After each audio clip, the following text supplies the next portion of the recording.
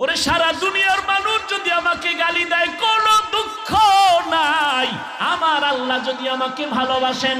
ও যুবক, তোমার জামাটা বেলেট দিয়া আপনজনেরা কেটে কেটে রেখে দিয়া 3টা সাদা কাপড়ের প্যাকেট বানায় বিদায় দিবে, এমন একটা জায়গায় কবরে রাখবে, কেউ দিনের বেলাও সেখানে যায় না, ভয়।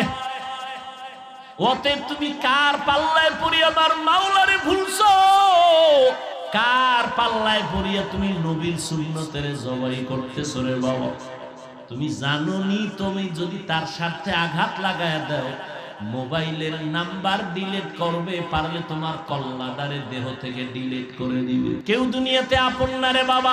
যতটুকুই জমিনে তোমাদের আপন থাকে, আল্লাহর কসম খেয়ে বলে গেলাম, একমাত্র আহলে হক উলামায়ে কেরাম উম্মতের আপন, এছাড়া আর কেউ বিনা স্বার্থে তোমার সহযোগিতা করবে না। দেখো না করোনায় বাবায় মরিয়া গেছে, ছেলেরা লোক দিয়া টাকা দিয়া লাশটারে রাস্তায় ফালায় রাখছে, দরজা লাগায় দিছে, লক করে দিছে। বাবার লাশটা কুত্তায় খাইলো না, জানাজা পড়লো, আর একবারও জানালা দিয়ে তাকায় নেই। কিন্তু এই লাশগুলো দেখছো নি, শত শত করোনার লাশ। আমার দেশের টুপিওয়ালারা আলেমরা কাঁধে নিয়ে গোসল করাইছে, কাফন পরাইছে, দাফন করাইছে, শত শত লাশ। একজন আলেমও করোনায় মরে নাই। ও যুবক, এতক্ষণ যে বয়ান করলাম, একবারও কিন্তু বলি না আমার মতো পাস করলি লাগাও, না হয় জাহান্নামে যাইবা, তাবলিগ না করলে জাহান্নামে যাইবা, কওমি মাদ্রাসায় না পড়লে জাহান্নামে যাইবা, একবারও বলি না রে বাবা। বরং আমি তোমাকে আশ্বাস দিয়ে গেলাম, কলিজা দিয়ে দোয়া করে গেলাম, স্কুলে পড়ো পড়ো, কলেজে আসো থাকো, ভার্সিটিতে আসো থাকো, ডাক্তার হও, দোয়া করে গেলাম আল্লাহ তোমাকে ডাক্তার বানাক, ইঞ্জিনিয়ার হইও, তুমি একজন প্রফেসর হও, তবে আমার দাবি একটা, বেয়াদব হইবা না। তোমার ব্যবহারে যেন কোনোদিন মা বাপ কষ্ট না পায়, আলেম কষ্ট না পায়। ও যুবক, তুমি মনে করো আমি তোমার দুশ্মন, আসো কাছে আসো, 2 দিন ঘুরো, দেখবা তুমি আমার মতো বন্ধু আর কাউকে পাবা না। ও আল্লাহর বান্দারা, তোমার সাথে আমার তো কোনো দুশ্মনী নাই, তুমি আমারটা খাও না, আমি তোমারটাও খাইয়া ভরা চলি না। আল্লাহর মোহাব্বত নিয়ে ভালোবাসি, মোহাব্বত করি। ও আল্লাহর বান্দার পরেও যদি তোমার অন্তরে কিছু থাকে, আমার সামনে এসে বলো। পেছনে পেছনে কেন চিৎকার দাও, পেছনে পেছনে কেন লেখালেখি করো? এই লেখার দ্বারা তোমার গুনার পাল্লা ভারী হয়, কিন্তু তাবলিগের ক্ষতি হয় না, কওমিওয়ালাদের ক্ষতি হয় না, আলেমদের ক্ষতি হয় না। আল্লাহ হেফাজতের মালিক। ইখলাস নিয়ে যারা চলবে, আল্লাহ তাদের জীবনটাকে ধন্য করে দিবেন। ও আল্লাহর বান্দারা, অতএব আল্লাহর জন্য 2টা ঘন্টার সময় আজকে বের করবা। আল্লাহ ব্যবসা নিষেধ করে নাই, চাকরি নিষেধ করে নাই, 2 ঘন্টার সময় আল্লাহর জন্য নিজের কল্যাণে দাও। তাও একসাথে দেওয়া লাগবে না। ফজরে 4 রাকাত 20 মিনিট, জোহরে 10 রাকাতে 20 মিনিট, মাগরিবের 5 রাকাতে 20 মিনিট, আসরের 4 রাকাতে 20 মিনিট, এশার 9 রাকাতে 20 মিনিট দাও। আল্লাহর কাছে আল্লাহ কয়, বান্দা আমি তওবার দরজা খুলে রাখলাম, জীবন ভর যদি গুনাহ করো আর একবার বলো আল্লাহ বুঝতে পারি রে, মাফ করে দাও, আল্লাহ বলেন তোর জীবনের সব গুনাহ 1 সেকেন্ডে মাফ করে দিব। তবে এটাও সত্য কথা, হেদায়েতের মালিক আল্লাহ। নবীর বয়ানে আবু জাহাল কালেমা পড়ে না, কত বড় বেঈমান। আবার নবীকে জবাই করতে আসিয়া কালেমা পড়ে নিল হযরত ওমর। এর নাম কপাল। সবার কপালে হেদায়েত হবে না। কেউ বয়ান শুনে অন্তর তৈরি করবে, আর নামাজ ছাড়বো না, দাড়ি কাটবো না, বেপরদায় চলবো না, মা বাবারে কষ্ট দিব না, ওলামায়ে কেরামের বিরুদ্ধাচরণ করে গুনাহগার হব না, নবীর তরিকা মেনে চলবো, তওবা করে গিয়া নামাজটা ধরে ফেলবে। আবার একদল বয়ানের পরে বাইরে গিয়া সমালোচনা করবে, এই ভুল সেই ভুল, এটা হয় না। নিজেও নামাজ পড়বে না, যারা নামাজ পড়বে তাদেরও পছন্দ করবে না।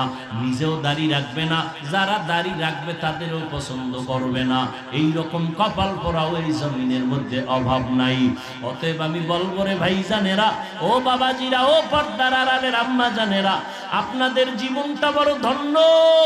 আপনারা নবীদের মায়ের মতো মা, সাহাবায়ে কেরামদের মায়ের মতো মা, আলেমদের মায়ের মতো মা। আজকে স্টেজে প্রায় 25টা সন্তান কোরআনের হাফেজ, এদের মাথায় পাগড়ি দেওয়া হলো। এদের মা বাবার কলিজা কত ধন্য, এদের মা বাবা জীবনটা কত ধন্য হয়ে গেল। এই সন্তানগুলো হাফেজে কোরআন হয়ে গেল, মা বাবাও ধন্য হয়ে গেল। এরে আম্মা জান, আপনার কি মনে চায় না এক সন্তানকে কোরআন পড়নেওয়ালা ডাক্তার বানাবেন, কোরআন পড়াইয়া ইঞ্জিনিয়ার বানাবেন, কোরআন পড়াইয়া প্রফেসর বানাবেন? আপনার সন্তান আপনার আদর্শ নিয়া ডাক্তারি করবে, মা বাবার জন্য কলিজা ভরে দোয়া করবে, কোরআন পড়বে। এমন একটা সন্তান যদি বানাইতে পারেন, জীবন ধন্য, দুনিয়াও ধন্য, আখিরাতও ধন্য। ও মা, এখন থেকে তওবা করে নেন, নিজেও নামাজ পড়বেন, সন্তানকেও নামাজি বানাবেন, নিজেও কোরআন পড়বেন, সন্তানকেও কোরআন পড়ানেওয়ালা বানাবেন। ওলামায়ে কেরামের দোয়া নেওয়াইতে থাকবেন, কপাল খুলে যাবে রে মা। স্বামীর মাল হেফাজত করবেন, সন্তানগুলোকে আমানতের সাথে আদর্শওয়ালা বানাবেন। এখন থেকে তওবা করেন। বৃদ্ধ বাবাজিরা আপনারাও তওবা করেন, যুবক বাবারাও তওবা করে নাও। জীবনে নামাজ ছাড়বা না, বেপরদায় চলবা না, মা বাবারে কষ্ট দিবা না। এরে আল্লাহর বান্দারা, ভালো করে বুঝো, ইবাদতের জন্য আল্লাহ আমাকে পাঠাইছেন। আমার কাজ হলো আল্লাহর আনুগত্য করা, গোলামি করা। এখন আমার ঘুমের দরকার, খানার দরকার, পানির দরকার। আল্লাহ বলেন তোর কোনো পেরেশানি নাই, আমি সব কুদরতি ভাবে আয়োজন করে দিলাম। তোর পানি লাগবে দিলাম ফ্রি, বাতাস লাগবে দিলাম ফ্রি, তোর যেটা বেশি প্রয়োজন সেটা আমি ফ্রি করে দিলাম। লবণ আমগো বেশি প্রয়োজন না স্বর্ণ? কথা বলেন। এই জন্য লবণের দাম কম না স্বর্ণের থেকে বেশি? কম না? যেই জিনিস বেশি প্রয়োজন এটার দাম কম। আল্লাহ কুদরতি ভাবে আমাকে বাতাসের বেশি প্রয়োজন, ফ্রি। পানির প্রয়োজন, ফ্রি। সূর্যের আলো না থাকলে অন্ধকার, ফ্রি। আল্লাহ পাক সবকিছু জিনকে দেন নাই, মানুষের জন্য দিয়েছেন। জমিন বিচরণ করো, ফ্রি। গাছের ফল খাও, ফ্রি। নদীর মাছ খাও, ফ্রি। আল্লাহ সব আমাদেরকে দিয়ে দিলেন, সব হালাল করে দিলেন। আল্লাহ বিনিময় কিছু চান না। দুনিয়ার মেধাওয়ালারা, ইঞ্জিনিয়ার সাহেবরা মেধা খাটাইয়া আল্লাহর দেওয়া সূর্যের আলোটারে মেশিন দিয়া কন্ট্রোলিং পাওয়ারে নিয়া নতুন করে এটাকে আবার বিদ্যুৎ উৎপাদন করেছে, সৌর বিদ্যুৎ ঘরে ঘরে দিয়া মাসে মাসে টাকা নেয়। আল্লাহ কয় তুমি আমার সূর্যের আলো নিয়ে যে টাকা খাও, আমার সূর্য যে ফ্রি দিলাম, বছরে 5 টাকাও যদি চাইতাম তাহলে দুনিয়াতে কোনো ধনীও বেঁচে থাকার উপায় ছিল না। আমি সূর্যের আলো দিলাম ফ্রি, চাঁদের আলো দিলাম ফ্রি, বাতাস দিলাম ফ্রি, সব ফ্রি দিলাম, বিনিময় কিচ্ছু চাই নাই। বিনিময় কিছুই চাই নাই, ঠিক, কিন্তু আমি চাইছি এতটুকু, তুমি তোমার কল্যাণে কিছু কাজ করো। কি? ইবাদত। ইবাদত মানে সবসময় জিকির, তাসবিহ, নামাজ না। ঘুমাবেন ইবাদত। আল্লাহ কয় বান্দা 24 ঘন্টার পর্দা লাগায় দিছি তোর হায়াতটাকে। এই 24 ঘন্টার মধ্যে আমি আল্লাহ তোর শরীরের মহা ঔষধ হিসাবে দিলাম রাতের ঘুম।